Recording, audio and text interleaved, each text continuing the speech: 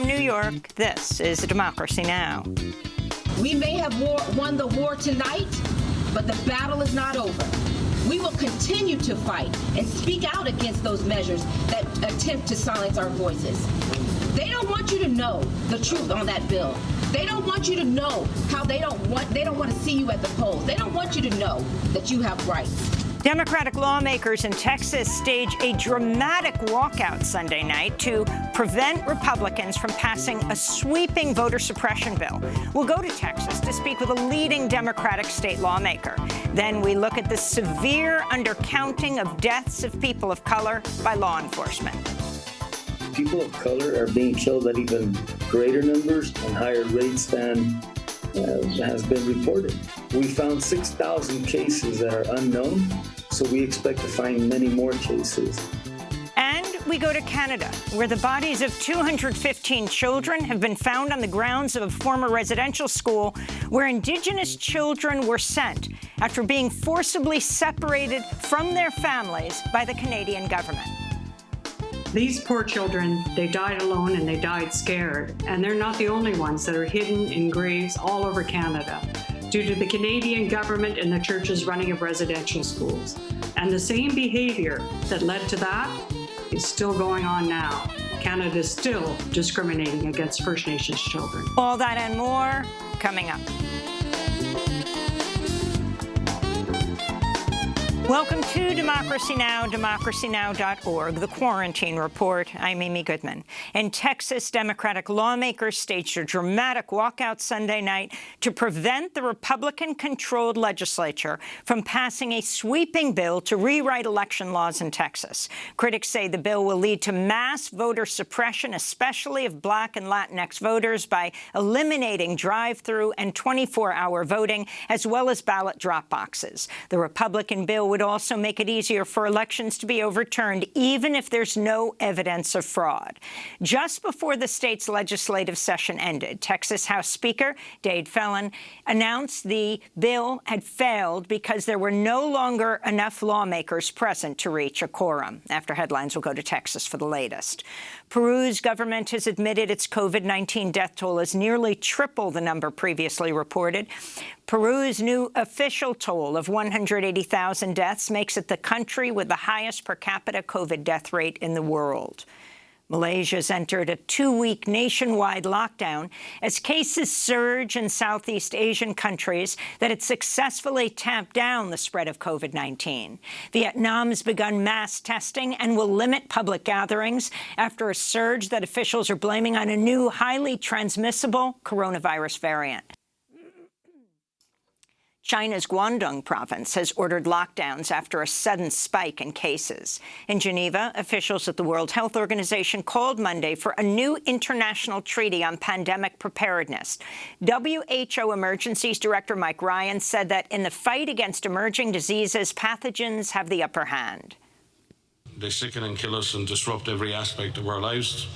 They exploit our interconnectedness. They expose our lack of coordination, our lack of solidarity, our societal inequities. In short, the pathogens are winning this fight right now. And that should not be the status quo, and it should not be something we accept. In Brazil, tens of thousands of protesters marched in over 200 cities and towns Saturday demanding the impeachment of the far-right President Jair Bolsonaro. Brazil continues to average more than 60,000 new coronavirus infections each day, with an official death toll of 460,000. The protest came as Brazil's Senate continues a high-profile inquiry into Bolsonaro's catastrophic handling of the pandemic and his government's slow rollout of vaccines.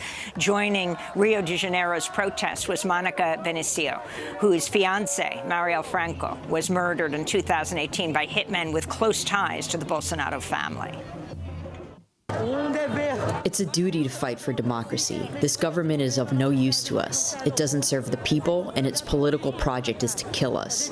We have taken to the streets because we have no alternative. In Colombia, right-wing President Ivan Duque deployed over 1,000 troops to the city of Cali over the weekend in response to ongoing massive anti-government protests.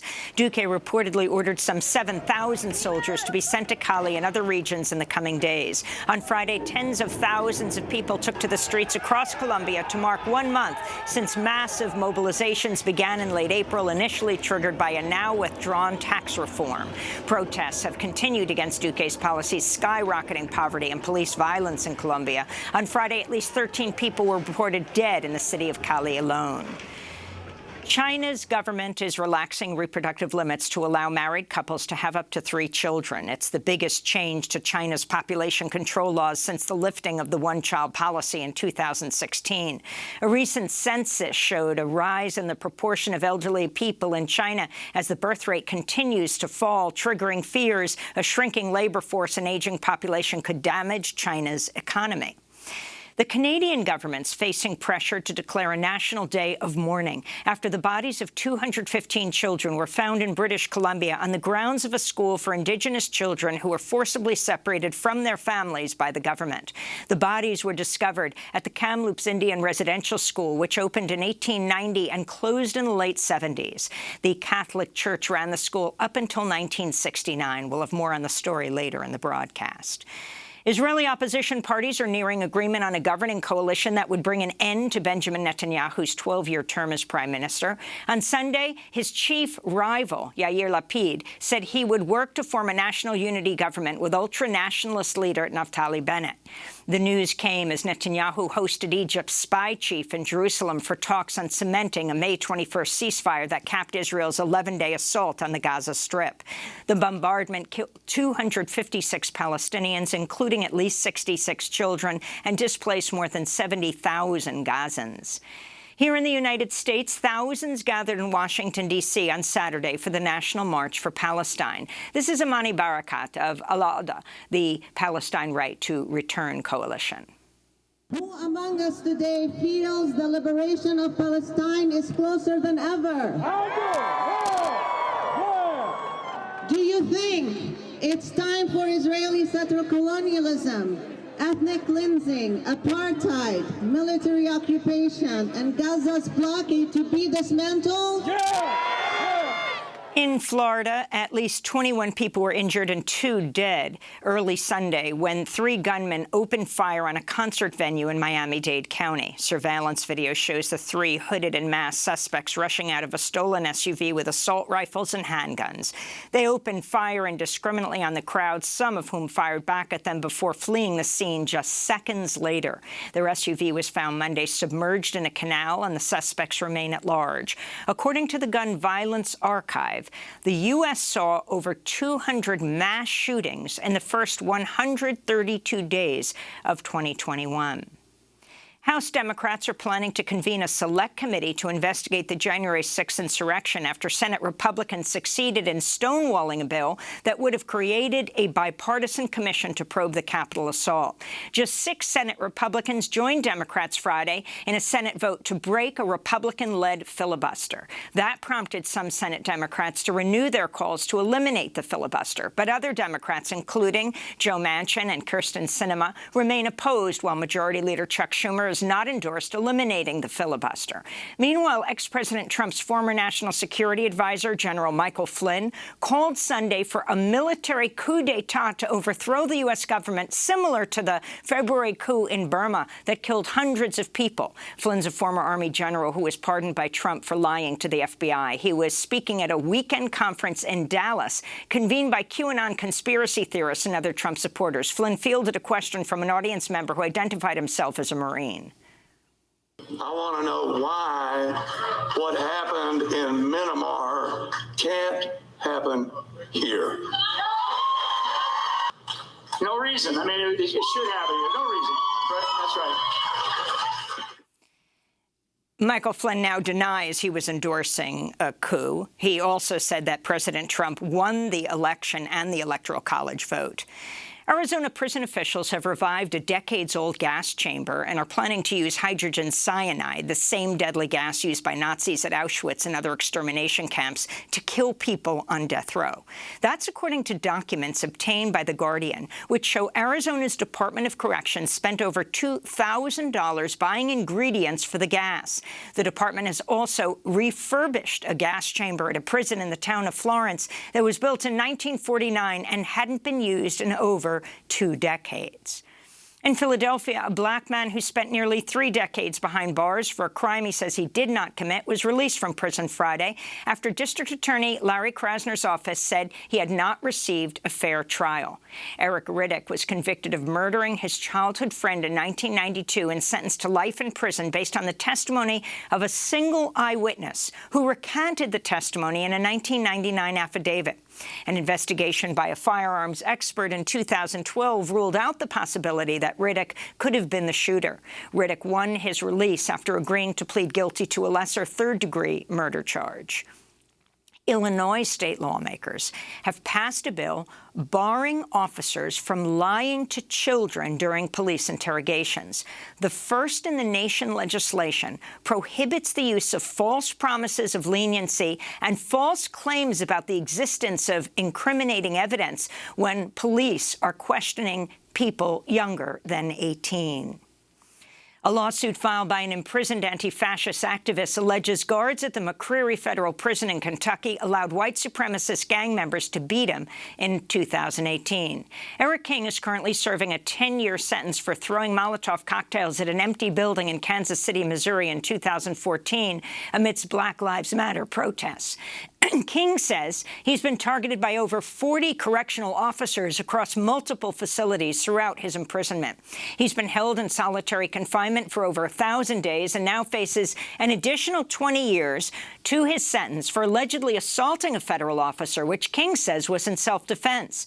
In a statement published by The Intercept, King says, quote, "I'm a human being with a family. I've been treated deplorably, denied access to my family and my lawyers, and subjected to physical and emotional torture. They've done this because of my beliefs, not because of my actions," he said. And tennis superstar Naomi Osaka has withdrawn from the French Open after revealing she suffered from long bouts of depression since 2018. Osaka was fined and threatened with disqualification after she declined to take part in press conferences due to their effect on her mental health, she said. Sports researchers estimate 1/3 of athletes suffer from a mental health crisis at some point in their careers. Prominent athletes of color have come forward to support Osaka, from Steph Curry to Venus and Serena Williams. Osaka, who is a Japanese mother and a Haitian-American father, is a 4-time winner of Grand Slam tennis tournaments. She drew headlines last year when she wore the names of black victims of police brutality on her face masks on the sidelines of the U.S. Open. And those are some of the headlines. This is Democracy Now!, democracynow.org, The Quarantine Report. I'm Amy Goodman in New York, joined by Democracy Now! Co-host Juan Gonzalez in New Brunswick, New Jersey. Hi, Juan. Hi, Amy, and welcome to all of our listeners and viewers across the country and around the world. We begin today's show in Texas, where Democratic lawmakers staged a dramatic walkout Sunday night to prevent the Republican-controlled legislature from passing a sweeping bill to rewrite election laws in Texas. Critics say the bill would lead to mass voter suppression, especially of Black and Latinx voters, by eliminating drive-through and 24-hour voting, as well as ballot drop boxes and voting on Sunday. The Republican bill would also make it easier for elections to be overturned, even if there's no evidence of fraud. Just before the state's legislative session ended, Texas House Speaker Dade Phelan announced the bill had failed because there were not enough lawmakers present to reach a quorum. There are 86 ayes, 0 nays. The motion to excuse fails for lack of quorum. Speaker. Mr. Tindall, for a purpose. Parliamentary inquiry. Please state your inquiry. We take an oath at the beginning of session, and we collect per diem per day to be here on the House floor to do our job on behalf of almost 30 million Texans. Am I seeing that we don't have a quorum, and essentially it looks to me like the Democrats left the House floor and they're neglecting their duty that they swore an oath to do? Mr. Tindall, that's not a proper parliamentary inquiry. Not every person who left the floor is part of a party or not. Thank you, Mr. Speaker. The election bill could still be revived if Texas Republican Governor Greg Abbott convenes a special session. Abbott has already threatened to veto a portion of the state budget used to pay lawmakers following the walkout. Many of the Democratic lawmakers who walked out gathered at the Mount Zion Baptist Church, a black church about 2 miles away. This is State Representative Nicole Collier, the chair of the Legislative Black Caucus. We may have won the war tonight, but the battle is not over. We will continue to fight and speak out against those measures that attempt to silence our voices. They don't want you to know the truth on that bill. They don't want you to know how they don't want to see you at the polls. They don't want you to know that you have rights. On Saturday, President Biden condemned the Texas legislation as un-American, saying, quote, "It's part of an assault on democracy that we've seen far too often this year and often disproportionately targeting Black and brown Americans." Speaking after the walkout, Texas State Representative Trey Martinez Fisher called on the president to do more. Mr. President, we need a national response to federal voting rights.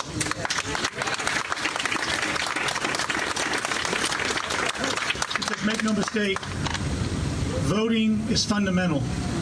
It does not know your color. It does not know who you love. It does not know your zip code. But it is our constitutional right, it is our God-given right to exercise our right to vote. And SB 7 would deny that right to many law-abiding Texans simply because there are those who only wish to play gotcha politics with legislation. And you only have to look at the way they have tried to pass this bill. They try to just ram it down our throats. That was Texas State Representative Trey Martinez Fisher speaking with other Democrats after the walkout. He joins us now from San Antonio. Welcome to Democracy Now! Can you lay out the scene on Sunday night, why you all walked out, and what this bill represents, what it includes? Well, good morning, Amy. Yes, Sunday night was a very emotional day as the President of the United States put the eyes of the nation on Texas, calling SB 7 un-American. And really, when you get down to it, this is going to have a tremendous impact on voters, all voters in the state of Texas. But just like every bad policy, Hispanics, Latinos, and Asian Americans will be disproportionately impacted. And so as we sort of came to a head at that Sunday evening, members of the African American caucus, the Black caucus, or Hispanic caucus, we came together behind a closed door and we met as a family, and we really just had a very emotional conversation, and we understood the consequence of this bill, and we also recognized the duty that we had to defend our constituents. And we made the decision right then and there that we would use the nuclear option. We had all tools in our toolbox, but if they intended to stop this debate, if Republicans intended to silence our voices, we knew that we can use the power of the quorum to walk out and not only speak to these Republicans for the way they are handling this bill in the Texas legislature, but we want to wake up the nation to understand that if you're going to go to Georgia and silence voters and then move to Florida and silence their voices, once you steamroll us here in Texas, Republicans will march all across this country and take away people's right to vote. And this is time.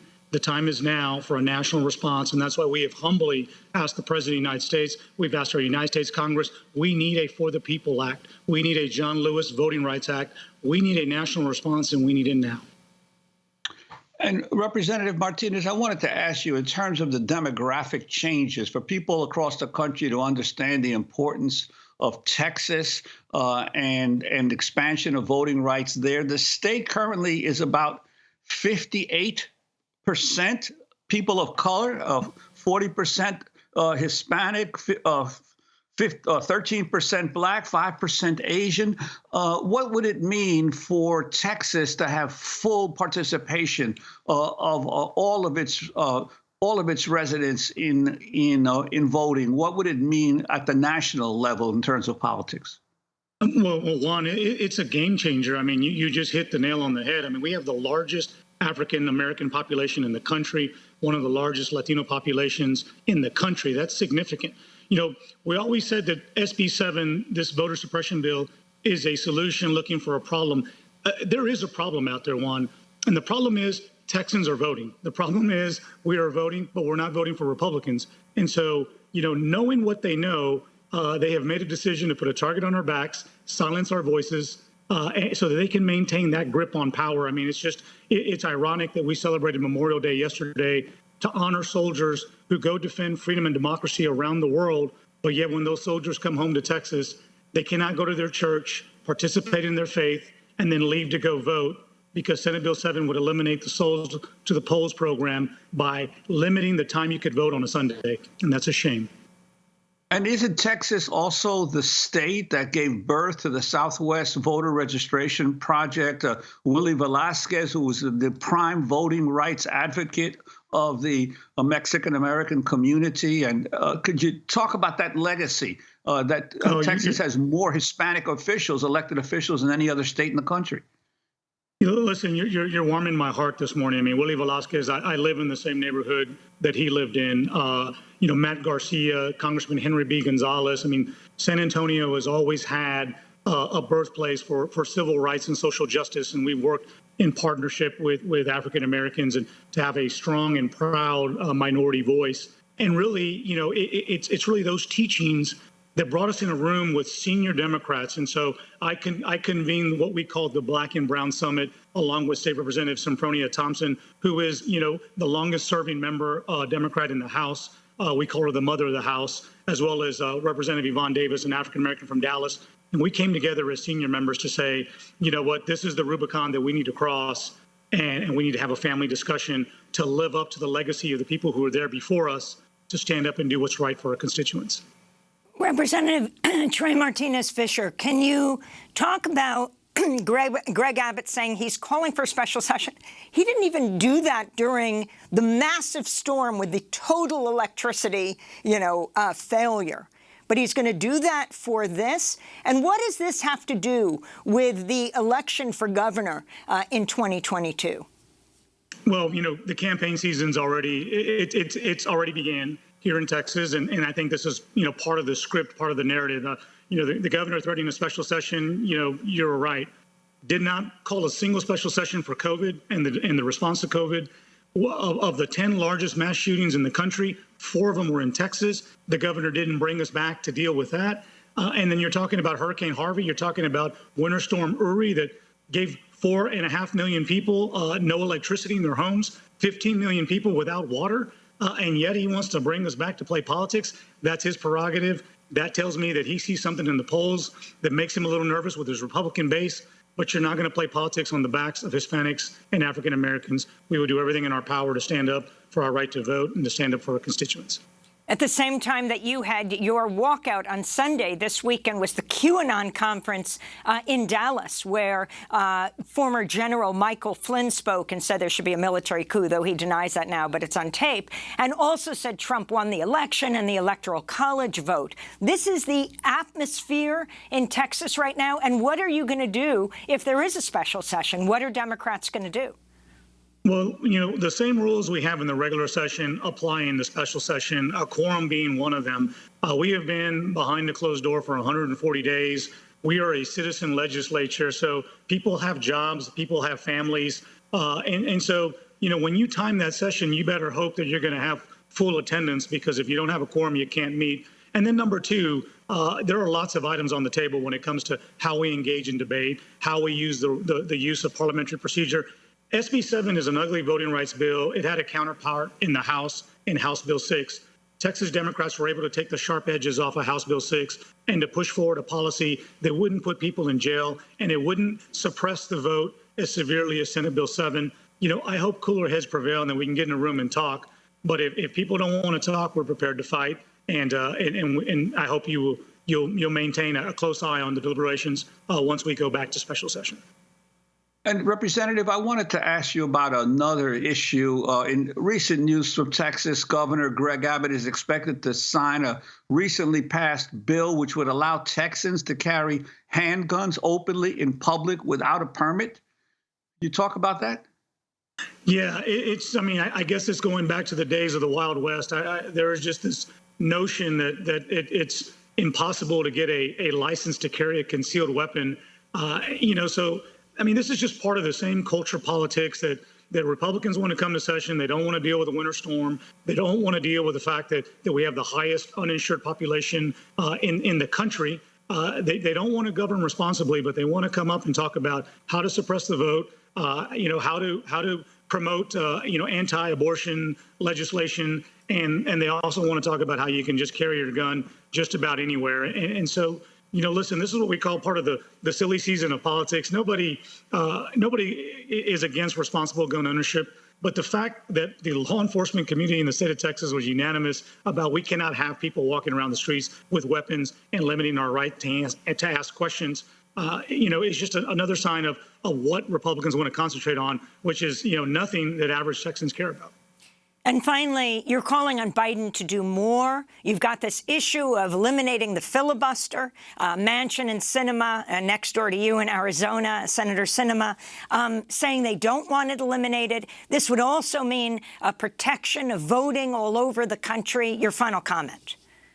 What we have seen in the past, whenever we have a unified Congress and administration, time is limited. And so we need to put our priorities and put them at the forefront. I have seen a number of discussions about how you can eliminate or limit the filibuster. And I certainly hope, Senator Sinema would know in her state of Arizona, state law put a citizenship requirement on Arizona voters, and they saw a tremendous drop in voter turnout with Latinos. This is what's happening across the country, and we need a national response. This is the time to not think about our local politics or what bothers us as an individual. We need to think about what brings us together as a country. And bringing us together as a country is to make sure that every American, regardless of their color, regardless of who they love, regardless of where they live, they ought to have a right to vote without being bothered or pestered or having suppression tactics thrown in their face. And so with all due respect to Senator Manchin and Senator Sinema, it is time to have a national response to federal voting rights. Texas State Representative Trey Martinez-Fisher, a Democrat representing San Antonio, joined other Democrats in walking out of the Texas State Legislature Sunday night and stopping a voter suppression bill from being passed, at least for now. We'll continue to cover what happens. Coming up next, we look at the severe undercounting of deaths of people of color by law enforcement. Stay with us.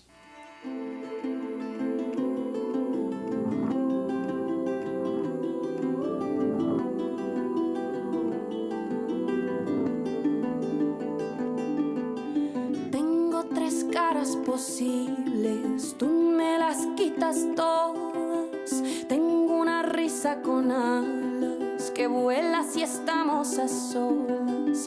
Tengo una voz y una piel que quieren que tú las descifres. Tengo la vida muy corta para entender lo que dicen tus ojos, que cuando los miro brillan igual que los míos, pero no logro entender de qué van. Pero si un día tú me encuentras y ahora piensas diferente, te guardo un poquito de fe para abrir los ojos y verte. Pero si un día tú me encuentras y ahora piensas diferente, te guardo mi luz de mañana, mis ojos, mi amor y mi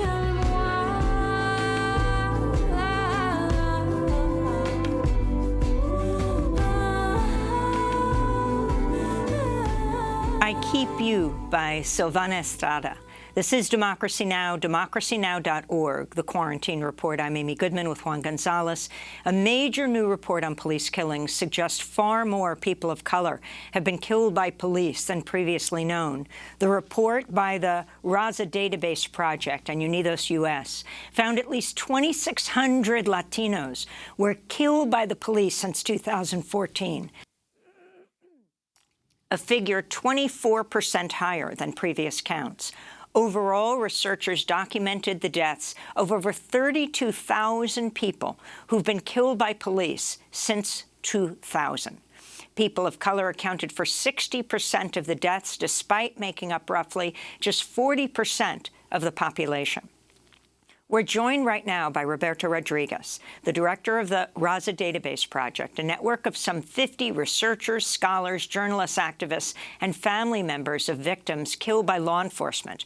He's also a professor at the University of Arizona and the author of several books, including Yolki, on police violence in Black, Brown, and Indigenous communities, and Justice, A Question of Race, where Roberto Rodriguez details his own experience after a brutal beating at the hands of LA sheriffs in March of 1979. Professor, thanks so much for joining us. First, lay out what you found. Well, I've been I've been researching this in '79, and I myself was surprised. We found many more killings than expected. We didn't even include the Border Patrol killings, which is about 128 in the last 10 years.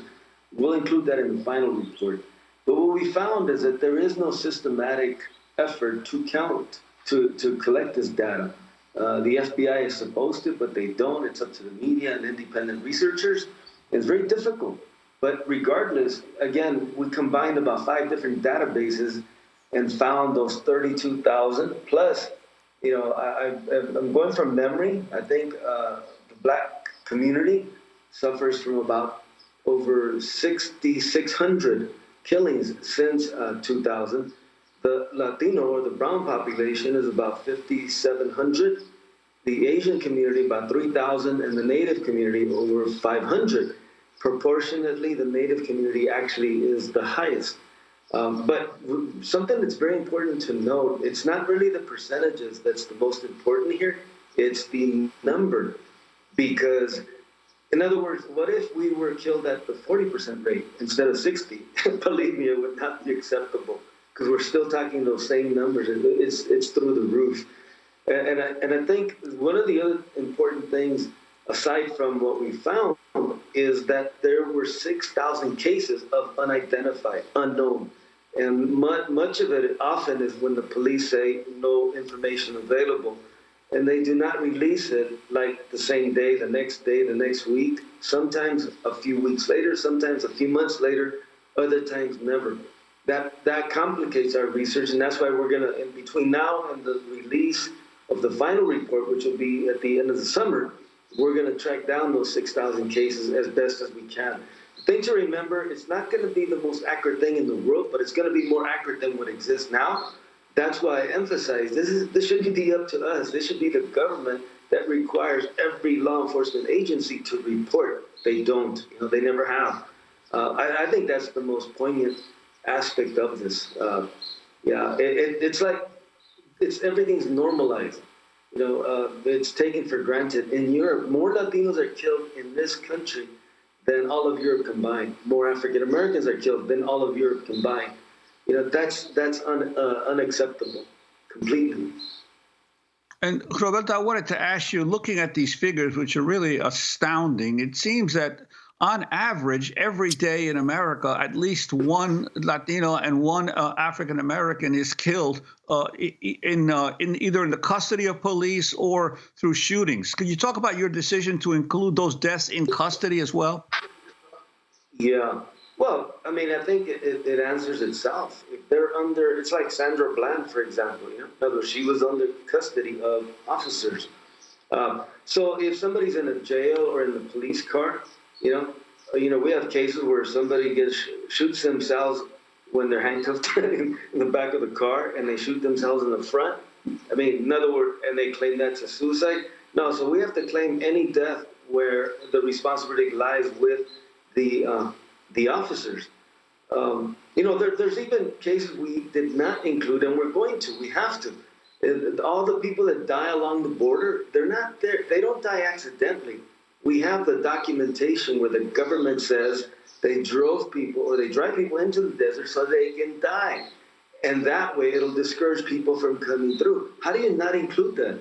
How do you not include a border patrol that makes it policy to chase people, cars overturned, 10 people die, etc.? It's even bigger than what we're talking about, and then again, it's all about dehumanization. And I'm not exaggerating when I say I tracked this violence to 1492, which means when Europeans came here, they decided that the people here, like myself, that we were not human. Africans that were brought here also were not human, according to them. In my opinion, it's the same dynamic taking place today. Otherwise, we wouldn't see this massive amount of both the killings and the disparity. And in terms of the tremendous explosion in numbers, especially among Asian Americans and Native Americans that you found when you began to go into that other category. Could you talk about that as well? Yes, well, it was accidental. So there's 3 categories that we weren't looking at in the past. We were just looking at, like Washington Post is the standard. The Guardian used to be, but they stopped, But the Guardian has, or rather the Post has 5 categories: white, black, Hispanic, other, and unknown. So I was used to going into the Hispanic category because that's what they call it. So I would look in there. One day by accident, I think I stumbled onto the unknown category. And I saw Garcia, Lopez, Sanchez. And I go, wait a minute, how could that, why would they be in the unknown category? They belong in that other category. And then I said, oh, let me look at the white category, same thing, Lopez, Sanchez, Gonzalez. And I'm like, wait a minute, something's wrong here. And then I checked the other. Now, other actually that's where they place primarily people from the Middle East, Asian Pacific, and Native, They don't have separate categories. I don't think you find a lot of Latinos in the other category, but definitely in the unknown and the white category. And it's just too many. And it's convenient. Well, I don't blame the media for this. It's literally the government. That's why I say it's their responsibility, but it's convenient because it continues the dialogues. The nation can simply see it as like, this is a problem between white and black America, when in reality, it is that, but it's even bigger, much bigger. Like you said, the one that I want to continue researching, the Asian figures, those are through the roof. I had zero idea because I've been monitoring since 2014, the databases, and I had never seen that before. So I'm not sure, what the deal is. So we're going to pursue that. One of the things that we asked ourselves as a group, should we count all deaths, in custody, et cetera? And everybody said yes. And now, personally, I wanted just the ones that are unjustified. But how do you determine what's unjustified when you don't have a judicial system that works?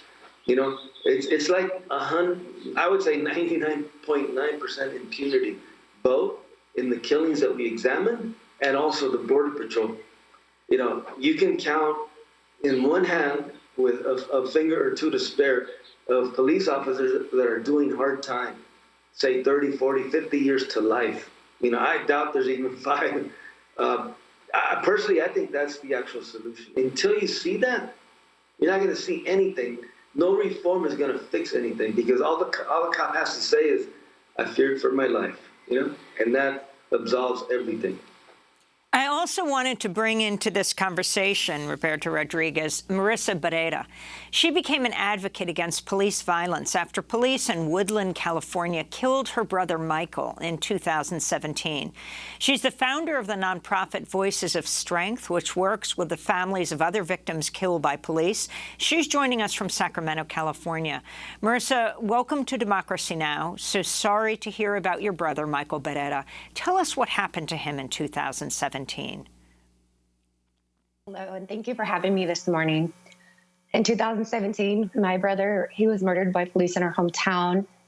The details are still not all clear, but we do know, and this is through physical evidence and audio, video, pictures now at this point, that he was, before being killed by police, he was assaulted in his home by unknown assailants. And just moments later, he was murdered by multiple officers. And he was killed in a similar way to George Floyd. He had 5 officers on top of him. And the struggle lasted moments. He had the taser used on him excessively, according to their own policies. And he was being beaten, and he was ultimately suffocated to death. He had a knee in his back. There is question whether he had 2 knees from this officer who was sitting on his back, who is over 250 pounds. My brother was saying, I can't breathe. He was struggling. He was asking for help. We don't know who assaulted him in his house, but we have reason to believe that it had to do with the police for the fact of the way he was murdered. He was unarmed. He was not posing a threat to these officers. And he was telling them he was not a threat and asking them why they were trying to kill him, as they already had guns and stuff, and they were rounding up on him. So we do have reason to believe that they were involved in some way, as my brother was speaking on things going on in the community, such as missing people and missing teenagers, just days before he was murdered this way. We do have the video evidence. We do have the audio. We have the damages done to his body. But just after this happened, they covered it up. They put a false narrative on him to make him look like he was this criminal who was out there trying to harm people and trying to kill the police. That really set the tone for what happened to my family. I wanted to ask you specifically, what were you initially told by authorities had happened? What was their initial account to you?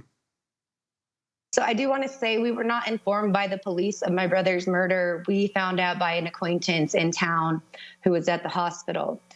We arrived. They were refusing to let my family in with my brother. They were refusing to let my mother see my brother in his final moments.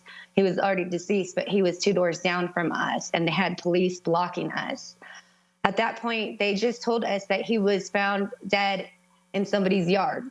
There was some kind of altercation. I found out by going to his home and finding police blocking off his home where he was not killed, that police had killed him. So just fast forward that day, we were told by the sergeant of Woodland PD, Sergeant Guthrie, that my brother was in some kind of fight, a struggle with multiple cops, that he was running from cops. It was a foot chase, that he was unarmed, and he was killed. 15 minutes later, Woodland PD released into our local news, the Daily Democrat, that my brother had multiple weapons, that he had a golf club, a chef's knife, scissors, that he was naked in a trench coat, that he was breaking into cars, and that he was charging and attacking officers. They said so many horrible things about my brother. Only 15 minutes after they told my family to our face that he was an unarmed man who was killed by multiple officers, and they didn't know why. We're talking to Marisa Barrera, founder of the nonprofit Voices of Strength. Marisa, tell us what you're demanding now. So what we are demanding now, fast forward 4 years later, so many facts and truth have came out.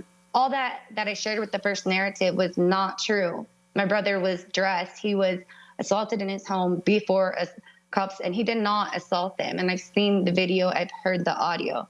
So we want full transparency. We want his case reopened. But right now, with everything going on in the country and police killings being brought to light, and we are asking with other families that all of our cases be opened, because there is so much corruption, so much horrible things behind all of our killings.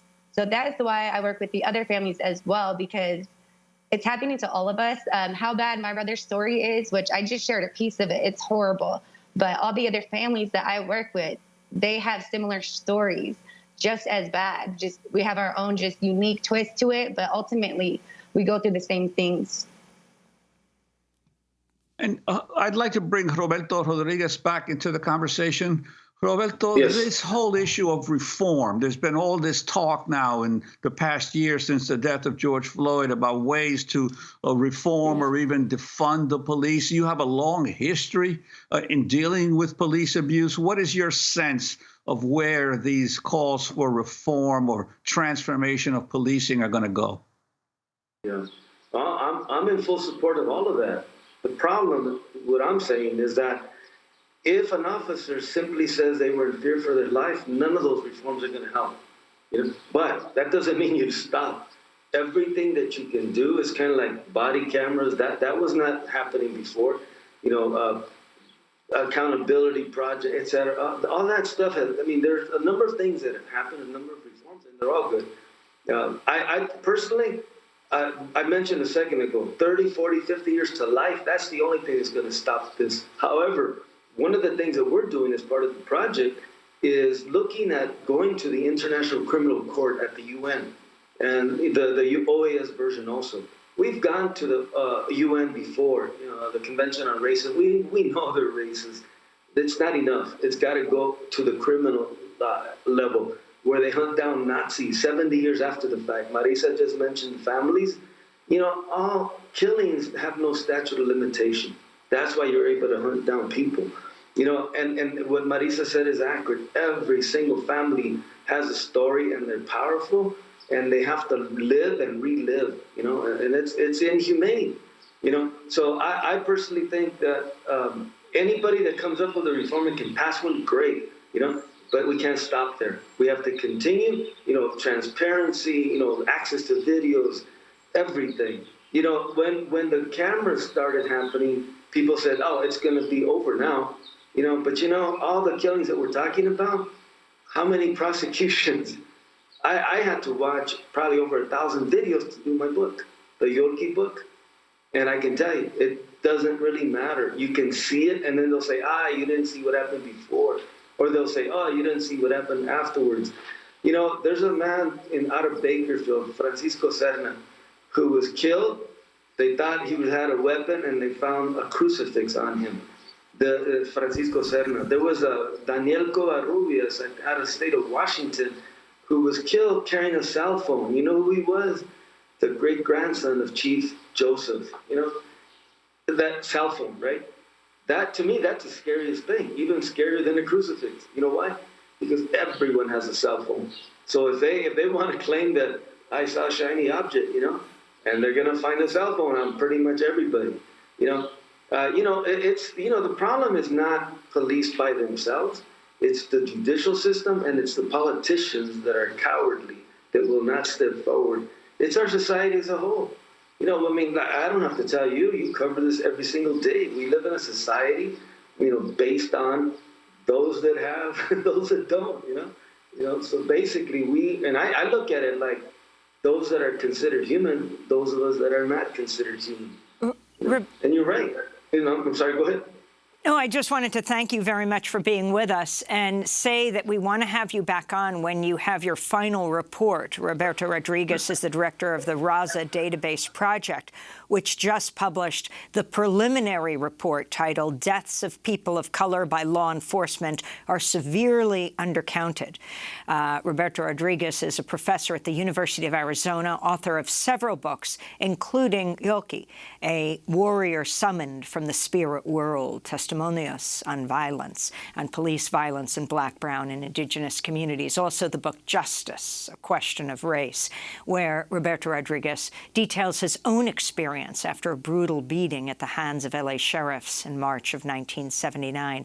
And we want to thank Marisa Barrera, founder of the nonprofit Voices of Strength, who works with families of other victims killed by police. Her own brother, Michael Barrera, was killed by Woodland, California police in February of 2017.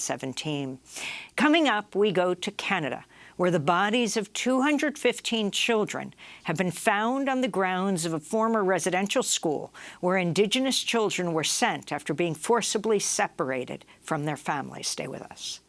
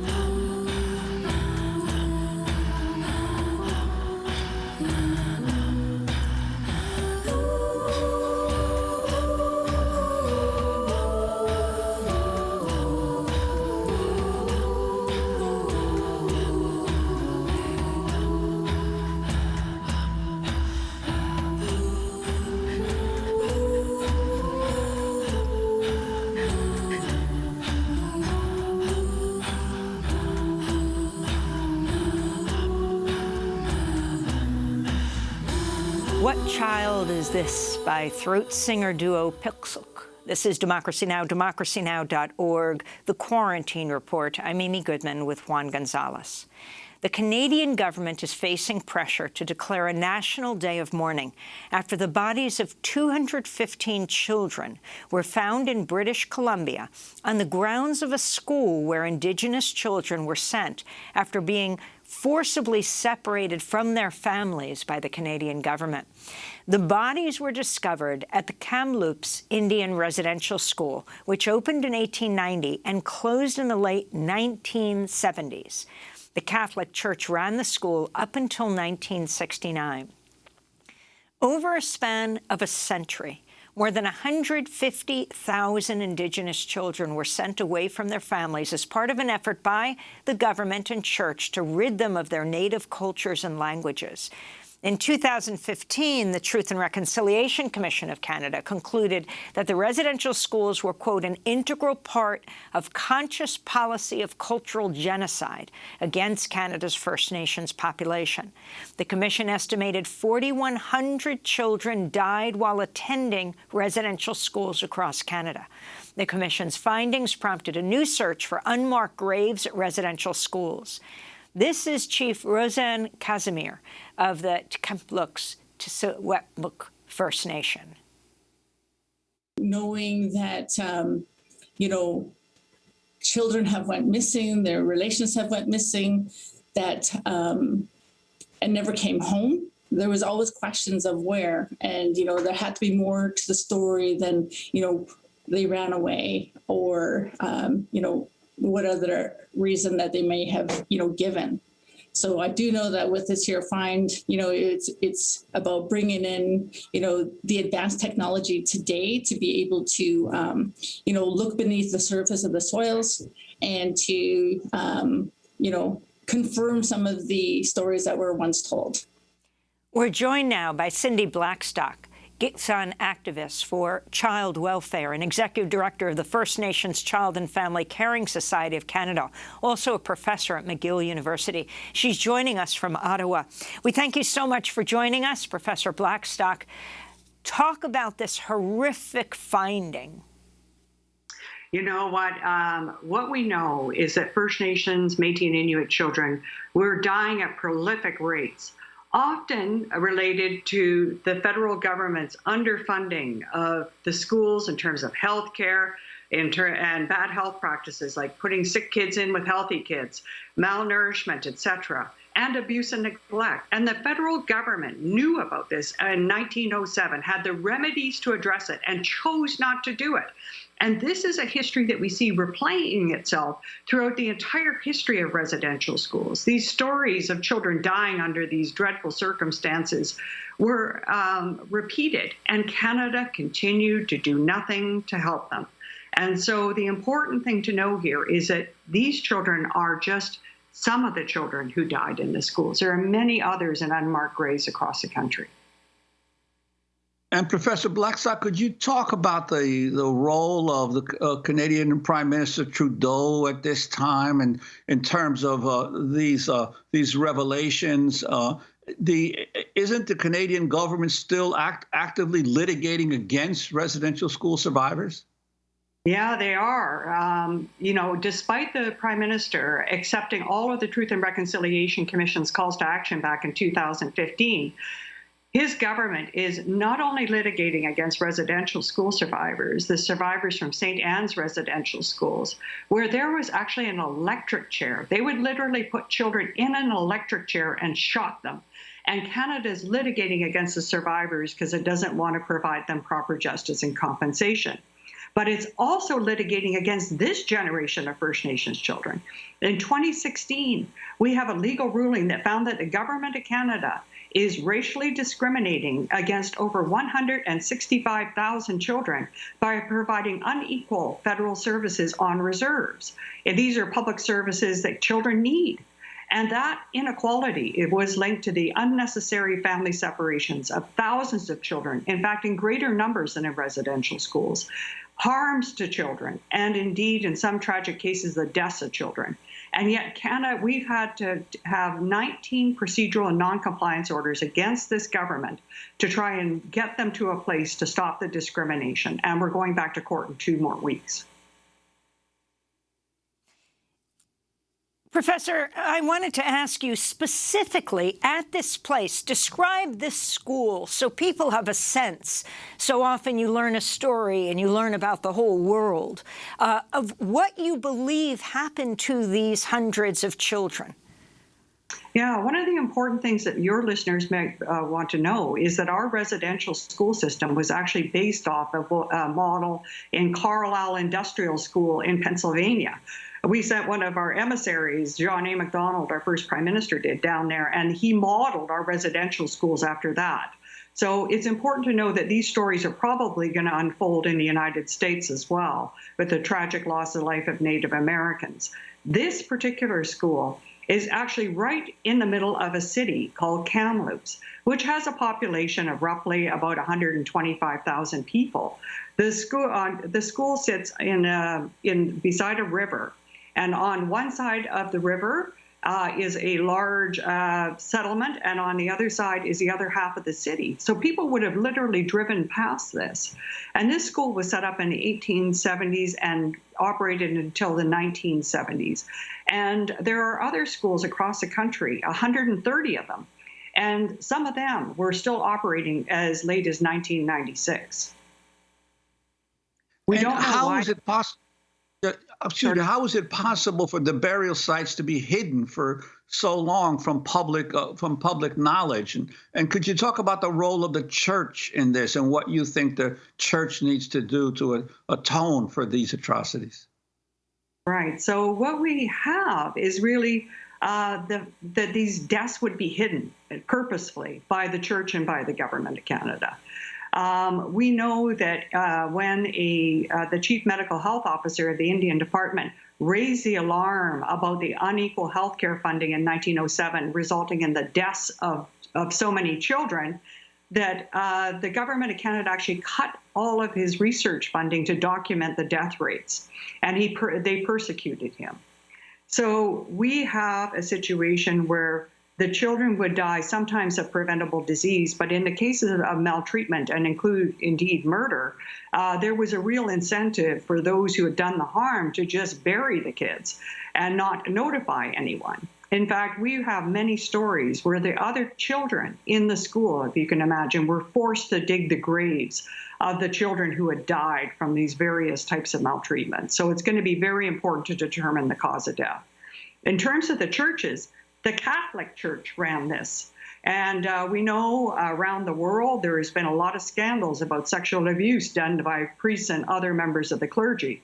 In this particular case, the Catholic Church was running residential schools all over Canada, including the Kamloops Indian Residential School. And the Catholic Church has really not stepped forward since the Truth and Reconciliation Commission. There was a call to action for the Pope to apologize, for the church to provide restitution to the victims of its work. And then the third piece is to disclose all the records. It took a lot of the records on residential schools, including who the children were and what happened to them, back to the Vatican, where they were out of reach of residential school survivors who wanted to know the truth and have some source of justice based on those documents. But they're still in the Vatican, so those need to be returned.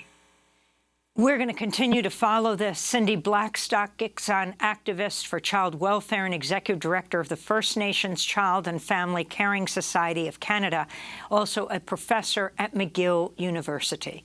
That does it for our show. Democracy Now! Produced with Mike Burke, Dina Guzder, Renee Feltz, Nermeen Sheikh, Maria Tiarsena, Carla Wills, Tammy Warnoff, Trina Naduras, Amal Kofteh-Marie Astudio, John Hamilton, Robbie Karen, Honey Masood, Adriana Contreras, our general manager, Julie Crosby. Special thanks to Becca Staley, Miriam Barnard, Paul Powell, Mike DeFilippo, Miguel Noguera, Hugh Grand, Dennis Moynihan, David Pruden, Dennis McCormick. Tomorrow on Democracy Now!, we will look at the connection of domestic abuse and mass killings. On Thursday, Carol Anderson, the second, Race and Guns in a Fatally Unequal America. I'm Amy Goodman with Juan Gonzalez.